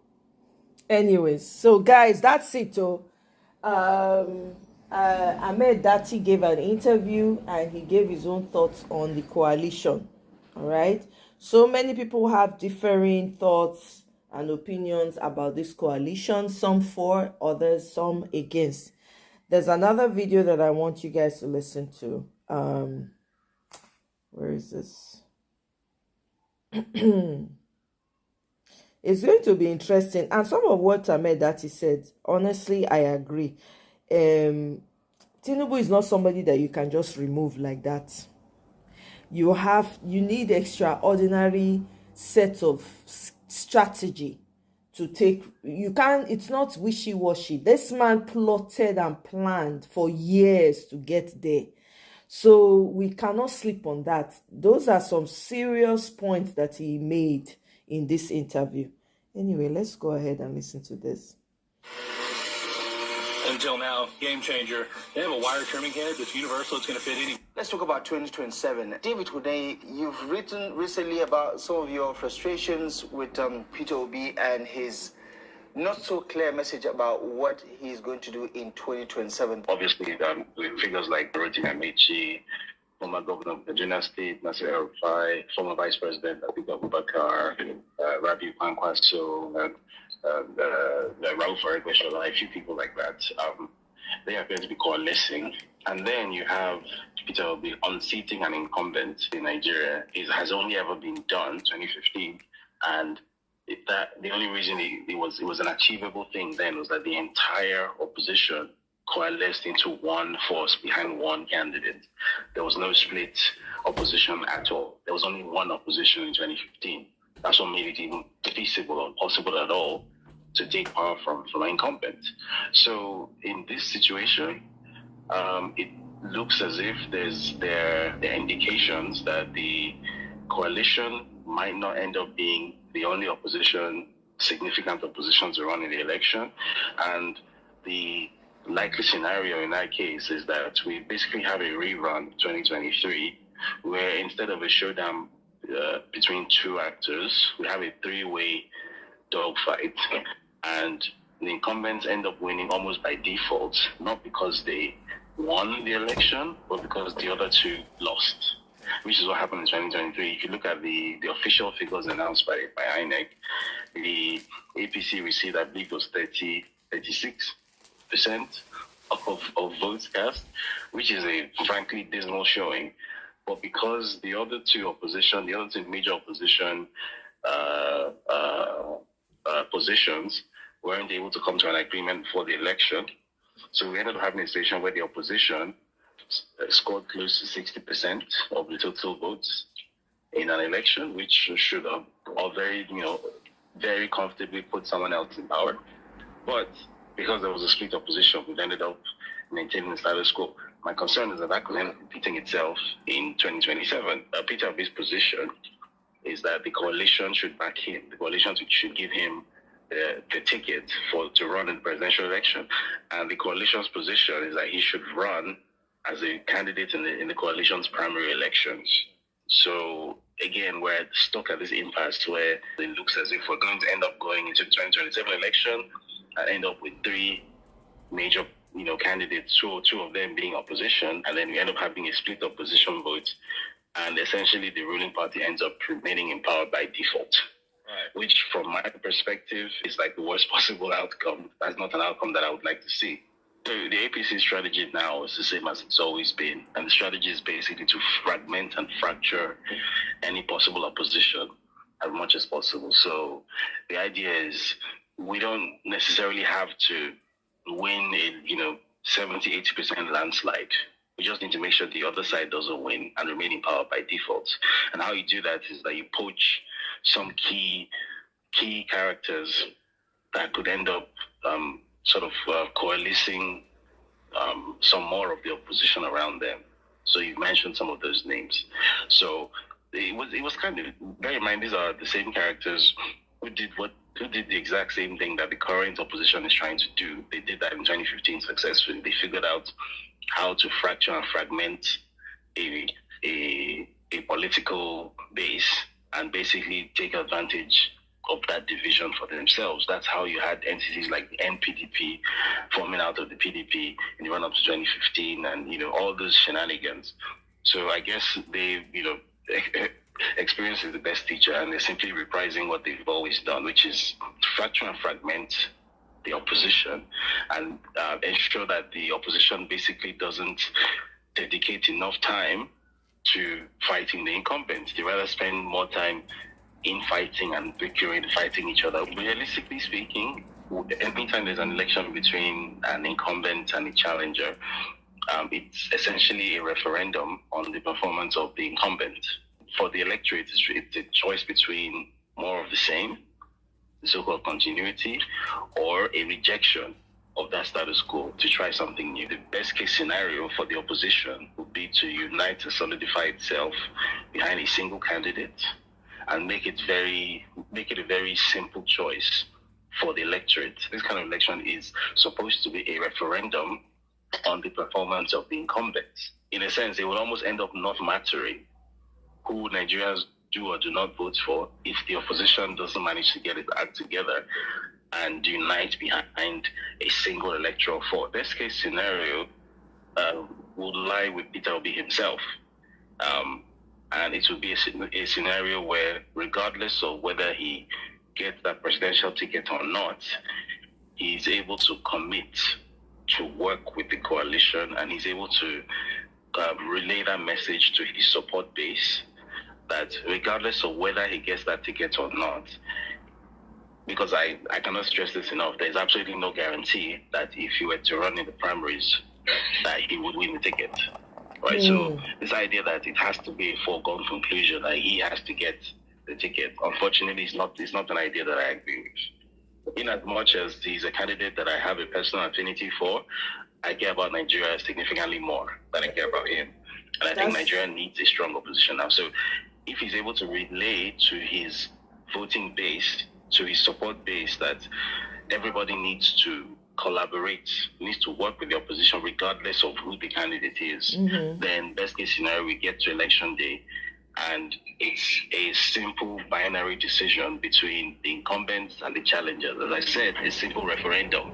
Do you want APC to continue based on their record over the past 4 to 10 years, or 4 to 12 years, or do you want something different? That's the best case scenario. Now, the worst case scenario is that, first of all, there's no clarity in the short to medium term. We keep on sort of drifting closer and closer. The 2025 comes to an end, and then maybe sometime in February 2026, the coalition then finally holds its primaries, and then maybe shortly before the primaries, then Peter Obi decides that maybe he has seen indications that he's not going to win the ticket, and then he pulls out and he decides to run independently, which is what happened in 2022. And then we end up having this bitter, acrimonious intra-opposition civil war 1 year or 11 months to the election, which would be to the benefit of nobody else but the incumbents. And then we get to election day and we end up basically splitting the opposition's votes 2 or 3 ways. And then the incumbent ends up getting probably even an even lower vote share than they got in 2023. Maybe instead of 36%, maybe this time they get 29%, but it's still enough to push them over the line because the opposition basically ties itself up in several knots. So you have a Peter Obi, then you have a coalition, then you have another person, and then the opposition splits his votes 3 or 4 ways, which is a very feasible scenario, unfortunately. Let's talk about INEC for a moment. I think it's fair to say that INEC definitely has a big credibility question hanging over it. And I think this this has always been true, but this is especially true going into 2027, especially given that the person who was the INEC chairman in the 2023 elections is still the chairman. So nothing functionally has changed materially. So that question mark definitely does hang over them. I think the bigger question mark than just the leadership of the INEC or its ability to conduct free and fair elections is also the political will of the current administration. If a woman does this pink salt hack for just 1 week, she'll notice a flatter belly and way less. Okay. To even hypothetically create a situation for INEC to even have that possibility of carrying out a free and fair election. I think it's fair to say that based on the antecedents of the elements who are currently in power, I think that would be a very, very optimistic notion that they would knowingly and willingly create the conditions for them to potentially lose power. I don't think that's how these people operate. So I think there does have a whole number of questions hanging over it. And I think for these questions to be even remotely addressed or dispelled, maybe we're not going to be fortunate enough to see a revision of the Electoral Act like we did in run-up to 2023. Maybe nothing significant is going to happen. But at the very least, there should be some signs. There should be, for example, the ongoing discourse about the registration of the so-called ADA party and the very clear sort of the gamesmanship being deployed should already make it clear that if the simple process of registering a political party, something which, as long as the preconditions have been met, this thing shouldn't take 10 minutes, right? It's not a very big deal. And already that has become a national story that we're discussing on Trust TV. And it's just a simple registration of a political party. Then what happens then on election day where you have much weightier matters to be decided? Who is in charge of making those decisions? These are issues which have not been resolved.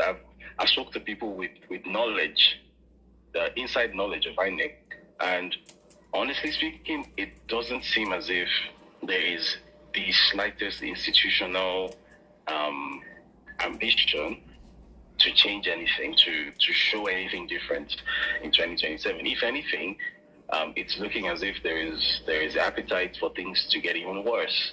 And to be fair to INEC, this isn't an internally driven thing. This is something that is coming from upstairs. I know it's called the Independent National Electoral Commission, but it's not really independent functionally speaking, because it's funding and then the appointment of certain key personnel are political decisions. And unfortunately, the people who hold that political power now are not in the slightest bit afraid to use that influence and wield it to sort of, influence the electoral process and things relating to the electoral process. So we're definitely going to have that question to answer, I think, in the run-up to the election and possibly even on election day itself. But I think we have to be realistic enough with ourselves to say that.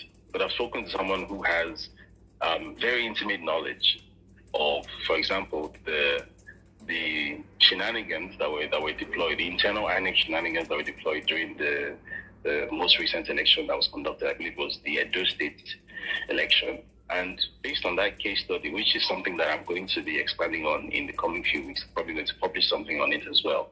Based on that case study, if that template is deployed at a national level in 2027 election, then we're going to have a scenario where potentially whatever people actually, thumbprint on the ballot paper isn't going to have any sort of an impact on the result that is announced, because based on the information this person provided to me, the internal players, obviously on the instigation of political power, the internal players have figured out a way to effectively game this new electoral system that has been deployed with the IREV and the BVAS, these things that were supposed to be fail-safes and technologically foolproof. The internal players have figured out how to game these things, how to rig these things, and make it such that the numbers that have been predetermined or pre-allocated to candidates can be, can be inputted and then made to appear as though these are the actual figures coming out of the electoral process. Meanwhile, they were not. And what really alarmed me about it is that this is not a very high-tech thing. This is not it's not about hacking machines or anything like that. This is a sort of biro and paper process. Because despite the technology that has been deployed into the electoral process, there's still some sort of weak points between the polling units and the so-called collation centers. Within the collation centers, there are certain points where data needs to be recorded on paper. And at those points, it is the easiest thing in the world to simply swap out certain things. And then the data that could be used hypothetically in an electoral tribunal to compare from what is recorded electronically to what is recorded on the paper for you to show that there's a discrepancy. Even that data, there's a way to rig it as well, such that it appears as though what was recorded electronically and what appears on the paper are the same, right? That is the scenario that we have. So, and the person who provided this information is an active internal player, right? This is not an outsider. This is not gist, right? This is not gossip. This is internal information. So if that has been deployed successfully in the Edo State election, I see no reason why it will not be deployed at federal level and across many other state elections in 2027. So where hypothetically we can end up in a scenario where the ruling structure effectively awards itself a nationwide landslide that did not happen. So I think, which is why it's important that on platforms like this, the topic is raised now, the alarm is raised now, and I'm going to do my part to raise the alarm in the coming few weeks that the electoral process is not by any means foolproof, that the technology that has been deployed people have found a way to actually completely end run it, to completely get around it, and that those points of weakness need to be addressed for us to even claim to have what we refer to as an election. They are planning for rigging on election day, but do you know what? They are taking it beyond that. They are planning for rigging leading to election day. Do you know that there is a type of rigging that takes place before election day even comes? Wow. Hey, Nigerians, we have to be ready. Election day even comes. That is where you have weaponized poverty, weaponized impunity, weaponized political party. These are tools to rig election before the election even starts.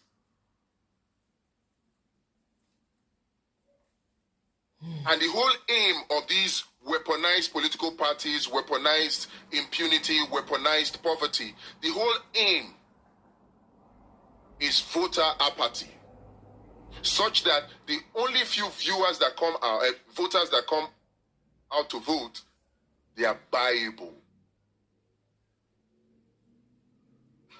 So they are using these tools to prime Nigerians for voter apathy and for vote selling and vote buying. So we cannot just focus on only election day and say we have done the job. No, we've done the job for election day. Ham Guard and Election Watch, they take care of rigging on election day. But you see, Well Fund, Law Patrol, and Abundance Party, they take care of rigging leading up to the election day. And we must take both of them together to completely eradicate rigging in 2027. Well Fund is a tool to de-weaponize poverty in Nigeria. It is a scheme that helps Nigerians to fish, not simply give them fish. You've heard it. Give a person a fish, you feed him for the moment. The next moment he's hungry, there's nothing you can do because you don't have infinite resources. But teach him to fish, you have fed him for life. Now, if you take it further and you help him to fish, you have fed a whole country. That is exactly what Well Fund seeks to do. Financial support for feeding in exchange for participation in agricultural food production. Well Fund will not only empower Nigerians, put food on their table, it will reduce the cost of food and increase our hard currency earning from food, because food will be surplus within a very short time with Well Fund. And when you have a people that are empowered, they won't sell their vote for 500 naira or 1,000, because they know from Well Fund they get way more than that. So Well Fund will help to de-weaponize poverty. Weaponized impunity will be handled by Law Patrol. Law Patrol will take care of weaponized impunity, leading up to the 2027 election. And then Abundance Party is the tool to de-weaponize political parties. Right now, political parties have been weaponized.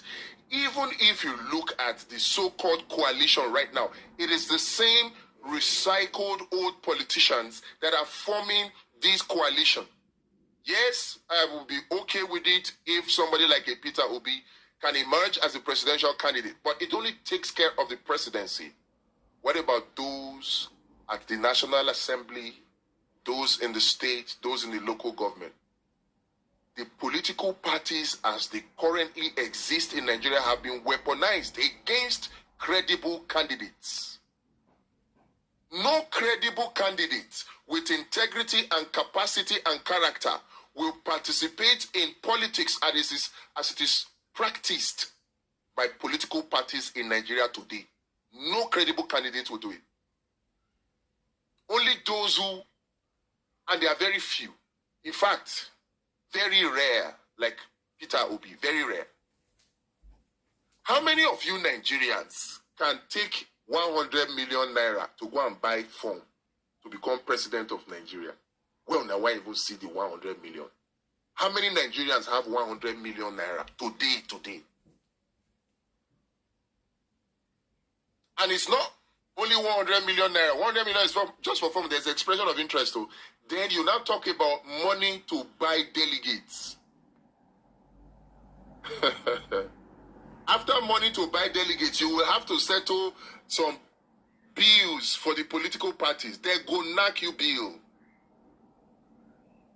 And after that, you have to now start thinking about how you are going to spend money on some people at INEC, spend money on some people in the security agency, spend money on some people to buy votes and all that. Before you know it, to become president, you are looking at 20 billion naira. Number one, how many Nigerians can afford that? And in any case, why would you think that somebody will spend 20 billion naira to become president and then the person will come and care about you? When his official, legitimate salary is not up to even 100 million or 1 billion, he must steal. So the political parties as they currently exist have been weaponized against Nigerians. So we must de-weaponize political party, and a tool to do that is the Abundance Party of Nigeria. Anyway, this guy has some great ideas. I don't know if the leadership of Labour Party would, Pete Obedience would pay attention to him and see what he has going. It's a good idea. I mean, I would say, I know that right now a lot of people have, trust issues with people asking for funds for this, for that, for the other, because, you know, he had to trust people these days. And I understand. I quite understand, you know. Everybody come with their own different sentiments, you know, and different idea of what they want. At the end of the day, true. Now during this election cycle, now people they like to milk. They go like to milk people. They milk people dry. You understand? So when you think I'm again, you go say, do you really blame people being very careful about where they put their money? You can't blame anybody. You really can't. You know, it's kind of weird. So anyway, in other news, though, I just saw something now where the People's Gazette, they're trying to lie on Peter Obi that he used Anambra's money to go and sponsor something in Haiti. I don't know whether in a church they say go sponsor whatever.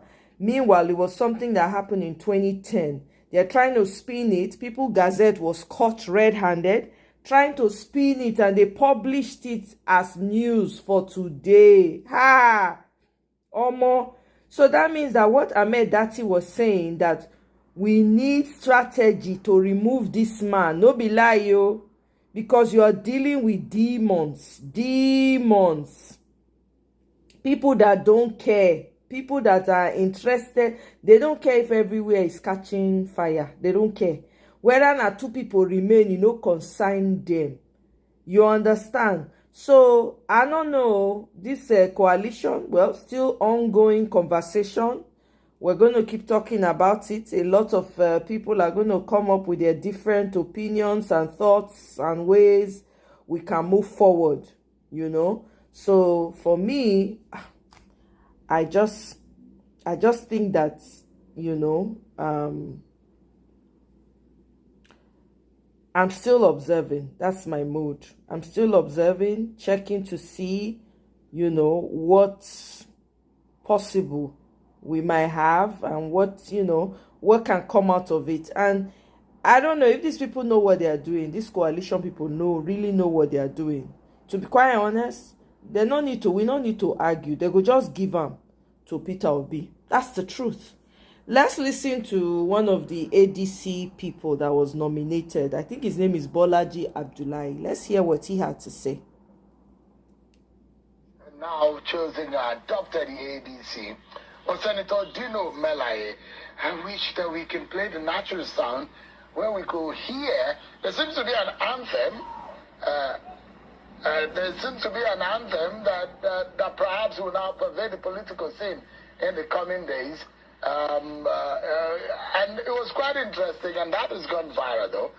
But let's speak to what really happened today. The spokesperson of the political coalition movement is a former Minister of Youth, Mr. Bolaji Abdullah, is live for us here in Abuja. So it's a pleasure having you tonight. Thank you very much. Thank you. So you're not a member of the PDP, you're now a member of the ADC. No, I left PDP October last year. So you've been partyless? Yeah, more all along? Yeah. But now today, officially, all of you have now joined the ADC. The ADC, yes. The African Democratic. And I saw Chief John Oyegun.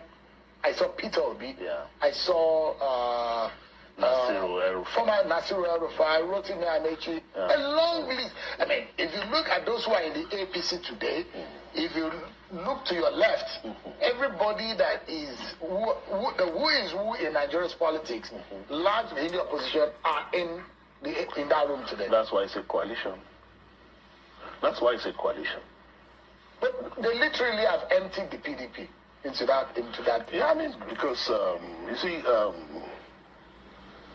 what happened to PDP is quite unfortunate. You know, one of the strongest parties that Nigeria has ever experienced since 1960 was the People's Democratic Party. But due to a cumulative combination of different factors, internal self-sabotage, and of course the latter-day machinations that we are seeing, the party appeared to have. So it got to a point that majority of the who, the real people who have built the party, who have run with the party, felt that this is no longer viable, that this vehicle is no longer viable. You know, I mean, if you look at the coalition today, different people have different reasons for coming into the coalition. I mean, coming from their own party. But what's most important is that we are united to build a formidable opposition party, regardless of which was your party. That's why you see people from APC, you see people from PDP, you see people from SDP, and of course Labour Party, So at the end of the day, what has happened is that all of us have agreed to come together to form one strong, united opposition party. Well, there are those who, and I've been seeing the reaction, it looks like a combination of an assemblage of aggrieved and angry politicians from the other political parties. Well, I'm not angry. you left one, I'm not angry. Yeah, you left the PDP. Not because I'm angry. But you were frustrated by the PDP. No, I'm not saying I'm frustrated. I don't have any frustration. Right? I just felt that I don't like this anymore. Right? And there are so many people, right, who can tell you that they have one reason or the other for leaving their party.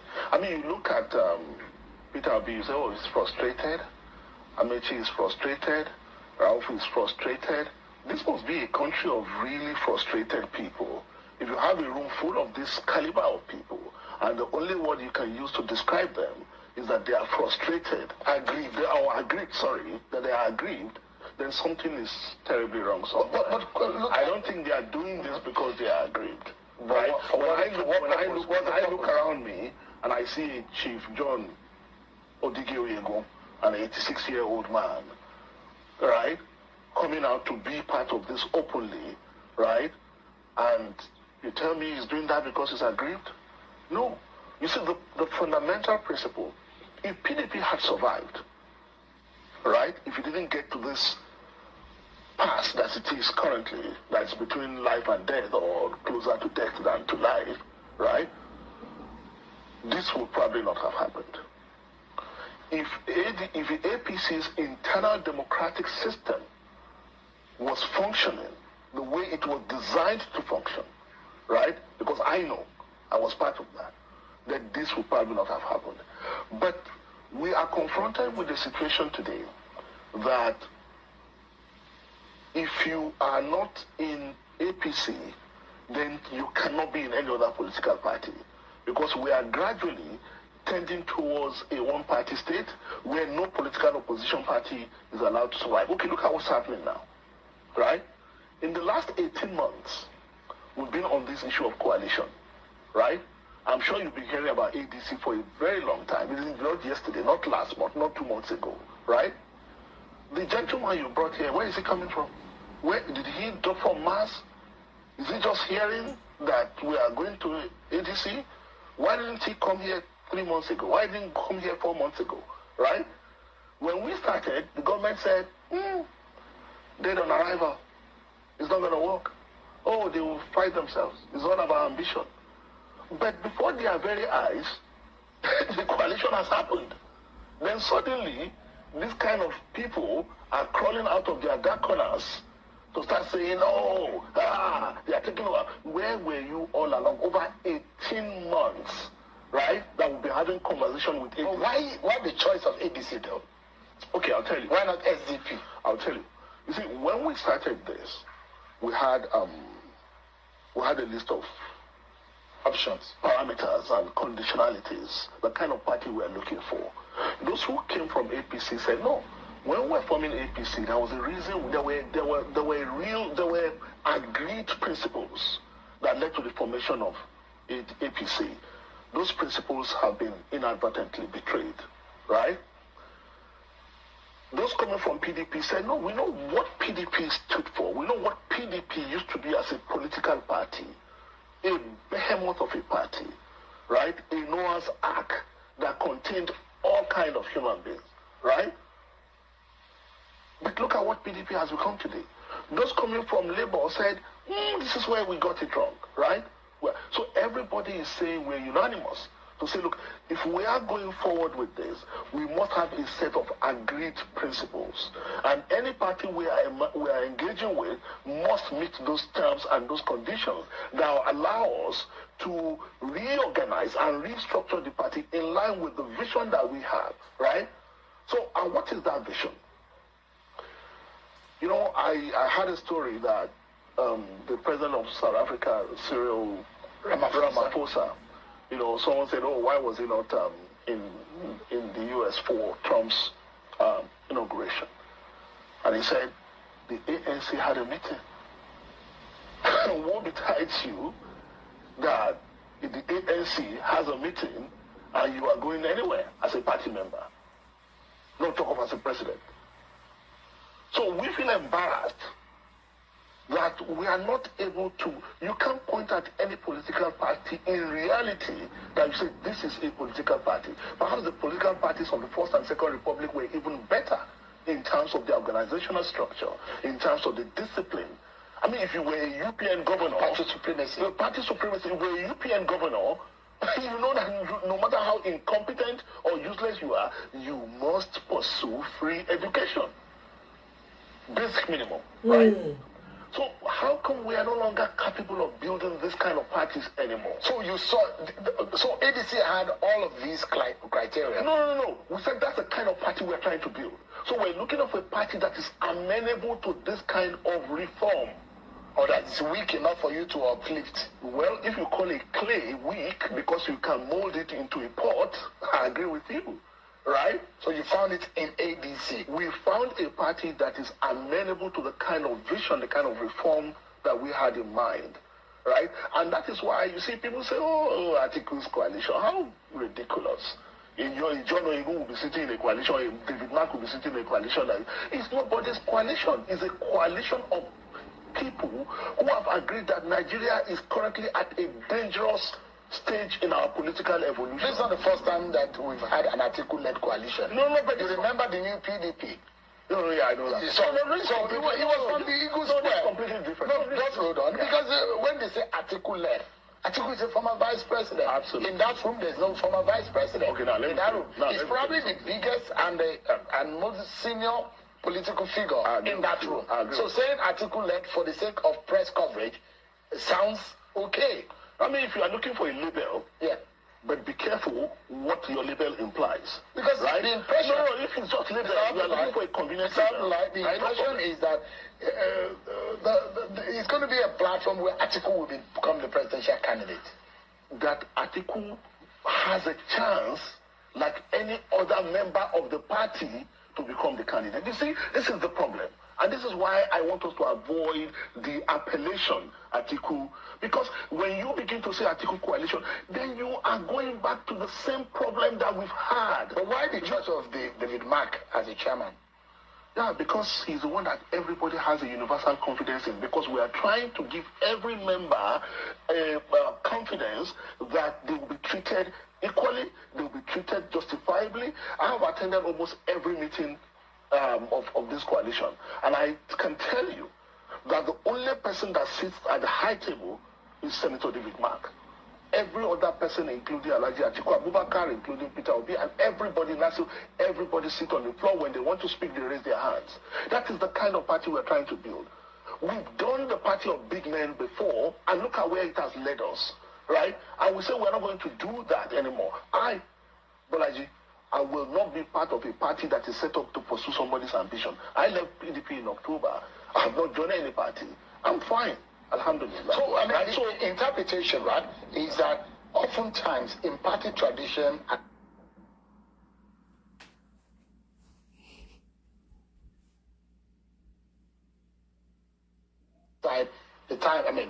it determines where the presidential candidate comes from. Yeah. So there are those who think that if David Mark is from the northern region of the country, automatically the presidential candidate of this coalition will come from the south. Is that the feeling within the coalition? The adjective interim means something. So there will be a NEC, or there will be a convention for an election. The simple thing is Senator David Mark is an interim chairman of ADC. The party has a process. It will get to a point where the party will have a convention to elect substantive officers of the party, right? So, and there will also be convention to, elective convention is not until 2026, right? But some people will have to run the party, right? Until we get to the elective convention. So whoever is the chairman now, or secretary or whatever, is not indicative of where the presidential candidate or any other person. So the main agenda of this coalition is to kick out Bola Tinubu as the president and the APC from prominence in 2027. Is that it? You know, it will be quite unfortunate if we reduce all this. It's trivial, I'm sorry to say, right? saying that the coalition is just set up to kick out, but I've seen things like that, like anti-Tinubu coalition. APC, commercial, ADC, don't come. I mean, of course, if you have a sitting government and you are in opposition, what do you want to do? You want to win election, right? If you win the election, the implication is that the current government is no longer there. But what I'm saying is that this goes beyond all that. Look, tell me which Nigerian today is not embarrassed that we are gradually becoming a one-party state, right? It is lucrative, it is convenient to run into the ruling party, but some of us say no. We won't be part of this conspiracy against Nigeria's democracy. Because I'm not saying anybody that wants to join APC is free to join APC, right? But what I'm saying is that some people will have to give Nigeria options. They have to give Nigeria alternative. You remember during the regime of Abacha, when all political parties, except maybe one, woke up one day and said they adopted Abacha as their presidential candidate. That is where we are heading. That is where we're heading. Because when you destabilize the Labour Party and it is not in a position to produce a presidential candidate because of internal crisis, you destabilize NNDP, you destabilize PDP, and these parties are not in a position to... So in the end, you find that by the time we arrive 2027, there will be only one man able to run election. God forbid. Nigeria is a country of 240 million. It's one of the greatest countries on earth. God forbid that we get to that state. But the people who are trying to push Nigeria down this sorry path, they don't know what they are playing with.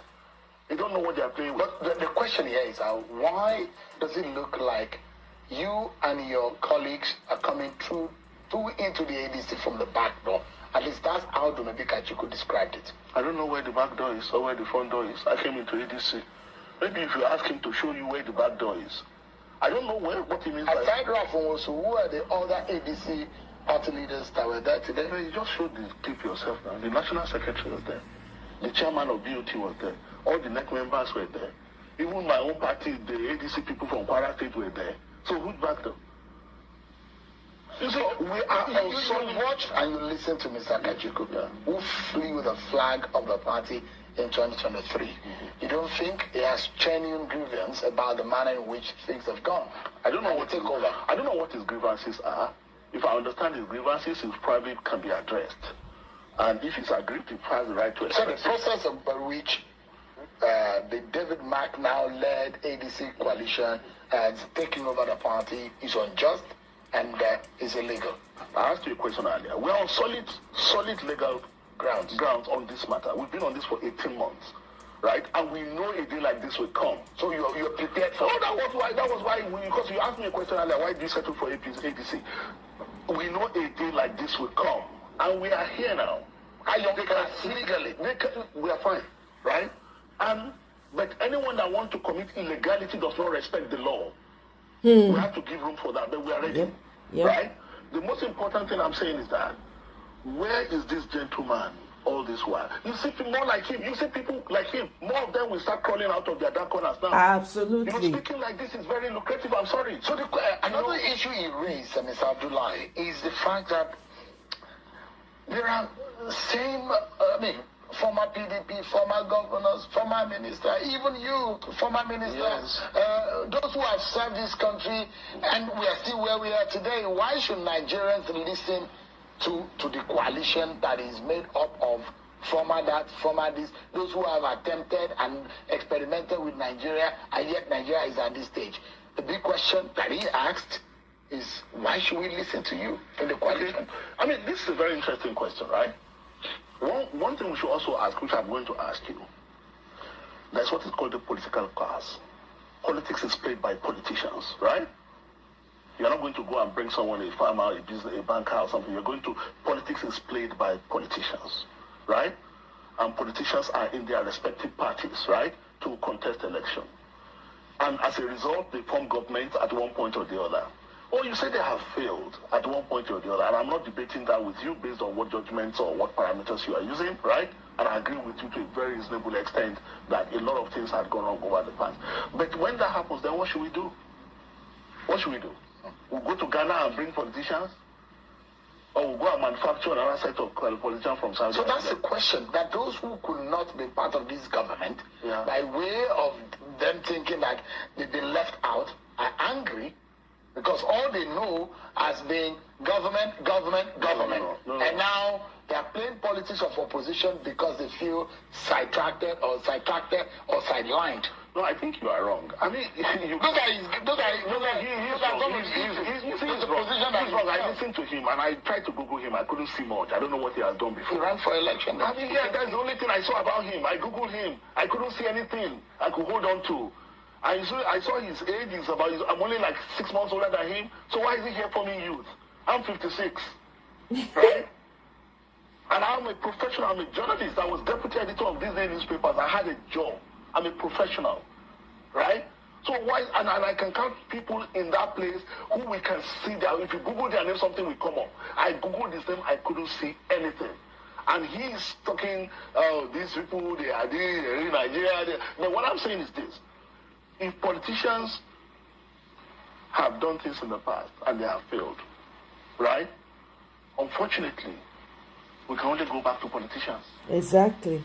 And we can only invite That's Nigerians. the point, though. That's the point. Yeah. But what we are saying to ourselves is this: even the most consummate, what you need to do is to build a system that ensures that everybody complies. Now, if you build a system that ensures that everybody plays by the rule, if you build a political party that is capable of disciplining its own members, exactly. Right? There was no time in this country where you don't have politicians misbehaving one way or the other. But when political parties are not able to discipline their own representative, let me tell you what's happening now. An individual gets elected on the platform of a political party. Maybe he becomes a governor on the platform of a political party. Then he funds the party. Then he becomes the master of everything. Then the party loses the capacity to discipline that individual because he has now become a governor. Whereas the party is the mother of the governor. The party is the mother of the president. But what we have seen in recent years is that the reverse is the case, right? The parties are the mercy of their own elected officials, right? And what we are saying is that can we try to give ourselves a chance? Can we try to build a party? Can Nigerians believe you people? You know, when people shake hands, that's the logo of our party. When people shake hands, they have an agreement, right? We say we want to try to give Nigeria an alternative. God forbid we arrive at 2027 and there's no alternative. That is one. Two, we want to build a political party that would last every one of us. Call it, maybe you can even say, if you want to be cynical, you can say we are trying to atone. No problem. But we say we are going to be a party of rules. And if you listen to our chairman today, he said a party where everyone will be equal, where members will be supreme, right? That is why some of us are there, right? So we should jettison the renewed hope agenda and do what? We should renew and another hope. Well, I don't know if you want to, what you are doing with hope. We've not said hope. Hope is not the... Because hope is a standard gauge of political engagement. But look at where the hope has led you now. In 2 years, hope has become hopelessness. You know? I mean, look at the... That's a fact. Look at the parameters. You know how people are dying every day in this country because people are entering their house and shooting them? And government is doing merry like Christmas.